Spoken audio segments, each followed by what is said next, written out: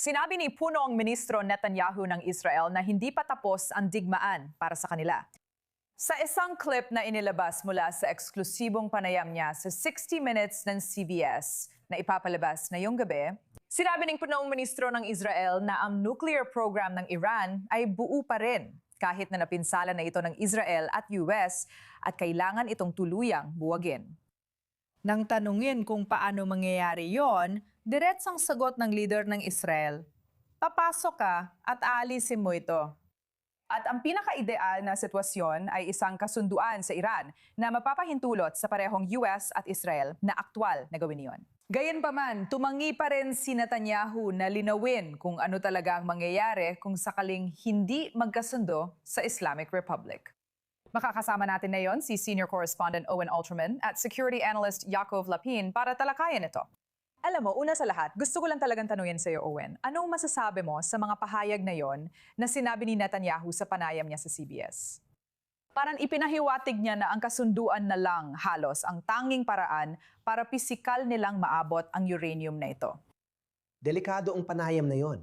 Binabatikos ang Israel sa Estados Unidos matapos ang hindi popular na digmaan kung saan inakusahan ni Netanyahu si Natasha na hinila si Donald Trump rito. Kaya kapag lumabas si Netanyahu sa pambansang telebisyon sa US at nagbigay ng suhestyon at pahiwatig ng posibleng paglala, papapaisip ka kung anong benepisyo ng paglabas niya sa ere at paggawa noon. Sa tingin ko, ang layunin ay ipantanggol ang digmaan at ipaliwanag kung bakit isinagawa ang digmaang yon. At marahil, iyon ang lalamanin ng mas malawak na panayam.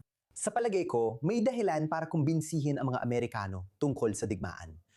Pero ang lumabas at manawagan pa ng higit pa at magbigay ng pahiwatig na dapat magkaroon ng mas matinding aksyon, gaano man ito kahalaga, pare-pareho nating layunin yon, pero mapapaisip ka kung ito ba ang tamang motibo at tamang estrateya para makamit yun. Tama. Gusto kong talakayin ng politika nito mamaya. Pero una, Yaakov, pag-usapan muna natin kung anong mensahe ang ipinapahayag. Tama? Sinabi niya na ang tanging paraan para tuluyang buwagin ang operasyong nuklear sa Iran ay ang pisikal na kunin ang uranium doon. Hindi yun nagawa ng alinman sa Israel o ng Estados Unidos mula sa pananaw ng militar. Kaya ang natitirang opsyon ay isang kasunduan bilang tanging solusyon sa huli. Kaya kung sasabihin na hindi matatapos ang digmaang ito hanggat hindi yun nangyayari, anong masasabi mo tungkol doon?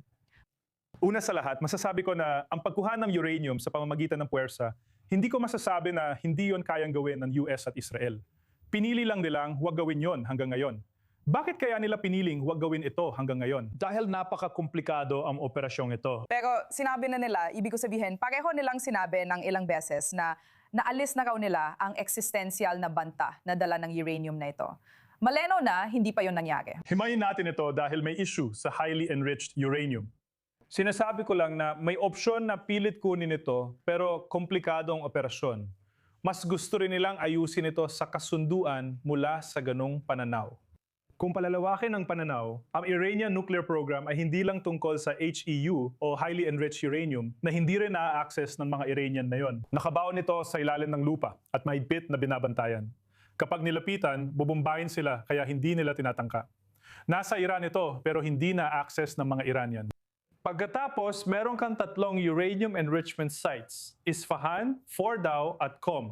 Ito ang mga lugar at ang Natanz, syempre, kung saan pinayaman ng uranium. Nawasak ang mga ito noong Hunyo at hindi pa muling naitayo. Hindi nagpapayaman ng uranium ang Iran. Wala ang sinumang nagmamanman sa Iran ang naniniwalang nagpapayaman ng Iran ng uranium sa anumang makabuluhang antas. Nawasak na ang kanilang infrastruktura sa pagpapayaman at hindi pa ito muling naitayo. Kaya naman naitaboy ng existential na banta. Ang issue ngayon ay tinututukan natin kung ano ang natira. At yon ay ang uranium mismo. Pero wala silang kakayahan na yon na payamanin ang uranium na yon. Susubukan ba nilang buing muli ang kakayahan na yon? Sino ang makapansasabi? Ibig kong sabihin, gusto nilang buing muli ito. Alam natin na gusto nila yon. Kahit gawin nila yon, lamang pa rin ng Israel at babantayan nila ang mga hakbang na yon. Sa tingin ko, tawagin mo na lang itong hula na hindi lang manonood ang Israel at hahayaan silang buing muli ang kanilang nuclear program at maabot yun sa huling sandali tulad ng dati. Hindi ko tingin na totoo yun. Kaya sa huli, ang banta ng nuclear ay malaki ang nabawas kapag tiningnan mo ang pagpapayaman ng uranium, ang mga pasilidad at ang infrastruktura. Nagpo-focus tayo sa issue ng HEU, pero kahit nasa Iran ito, hindi rin naabot ng mga Iranian. Sa tingin ko, mahalagang ipunto ito. Sige, gusto kong balikan, Owen, ang desisyon mong sumali sa eksklusibong panayam ng CBS. Paano mo inaasahan na tatanggapin ni Trump ang mensaheng ito mula kay punong ministro Netanyahu ng Israel na hindi pa tapos ang digmaan? Tingin ko, maliit lang ang epekto nito kay Trump. Si Trump may sariling kalkulasyon, pampolitika, geopolitical at pang-ekonomiya. Hindi ko tingin na mababahala si Trump na binabanggit ito ni Netanyahu sa US dahil hindi na rin sikat si Netanyahu doon ngayon. Kaya ang sinasabi ni Netanyahu ay mas kaunti na ang impluensya kumpara sa dati, sa tingin ko, pati na rin sa mga Republican. Kaya kahit noon kay Biden at kamakailan lang, may pag-aalala sa White House na pupunta si Netanyahu sa US, sasali sa diskusyon ng mga Amerikano at maghahain ng isang ideya na maaring mag-pressure sa administrasyon. Naisip ko lang kung totoo pa ba yon sa ganitong sitwasyon. May digmaang hindi na popular at panggulong hindi nagmamadaling palalain ang sitwasyon. Wala pa tayong nakitang pampublikong hidwaan sa pagitan ni Trump at Netanyahu o hindi man lang ito malawakan nangyari. Kung ako lang ang nasa White House o tagapayo ni Donald Trump, hindi ako masyado mag-aalala rito. Pero may mga ulat ngayon na merong hindi pagkakaunawaan sa pagitan ng Washington at Israel pagdating sa kung ano ang dapat isama sa isang komprehensibong kasunduan sa Iran. Ano ang tingin mo sa hindi pagkakaunawaang yon? Ano ang pagkakaibang yon sa paningin mo, Yakov? Tingnan mo, una sa lahat, marami na tayong narinig na ulat tungkol sa mga hindi pagkakaunawaan at marami sa mga iyon ay napatunayang hindi totoo.